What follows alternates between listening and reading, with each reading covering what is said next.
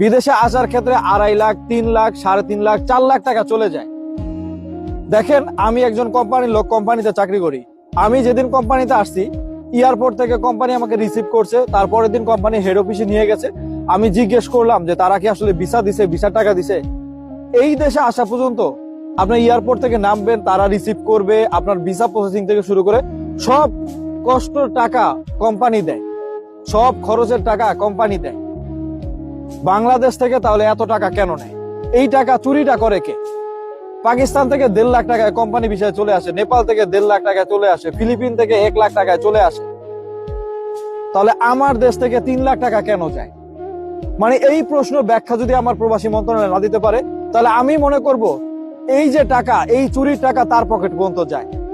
তাহলে সে ব্যাখ্যা দেখ যে তোমরা 3 লাখ টাকা দিয়ে বিদেশে যাও, এখানে লাগে 50,000, ওখানে লাগে 1 লাখ, এখানে 20,000, এখানে 30,000, আপনারা বইলা দেন। আমি যখন কোম্পানিতে গেলাম, হেড অফিসে গেলাম, একটা ম্যাডামের সাথে আমার কথা হইলো। সে আমার জিজ্ঞেস করলো এত টাকা মানে এই টাকাগুলো আসলে যায় কিভাবে আর খায় কিভাবে। হ্যালো প্রবাসী মন্ত্রণালয়, আমি জানি না আমার ভিডিও আপনাদের সামনে যাবে কিনা, মানুষ শেয়ার করে কিনা।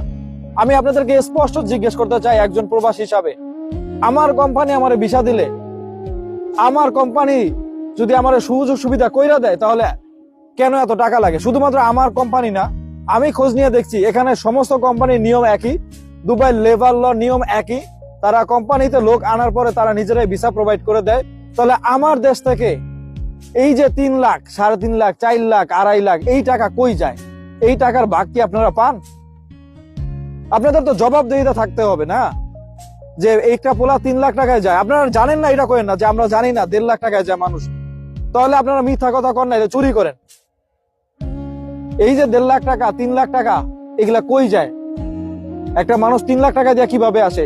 10,000 টাকা তার মেডিকেল খরচ, যদিও 10,000 টাকা না, 7,200 টাকা, 500 টাকা সামথিং। 10,000 টাকা মেডিকেল হইলে বিমান ভাড়া কত? এখানে 3 লাখ টাকা ফাইজলামি আর কি। এই 3 লাখ টাকা দিয়ে প্রবাসী আসিয়া 3 বছরে এই টাকা উঠাইতে পারে না বিদেশে। আর আপনারা বিদেশে, বাংলাদেশে বইয়া বিদেশের টাকা ফাইজলামি করে খায়া ফেলান, আস্থা চুরি করেন, একবারে চুরি করেন। যদি এই কথার রিজন আপনাদের কাছে না থাকে, এই কথার উত্তর আপনাদের না থাকে, তাহলে আমি বলবো এই টাকার অংশীদার আপনারা। এই টাকার চুরি বাটবারের মধ্যে আপনাদের হাত আছে। তা না হলে আপনারা দেখান 3 লাখ টাকা কোথায় যায়, আমরা দেখতে চাই। 3.5 লাখ, 4 লাখ টাকা কোন জায়গায় যায়?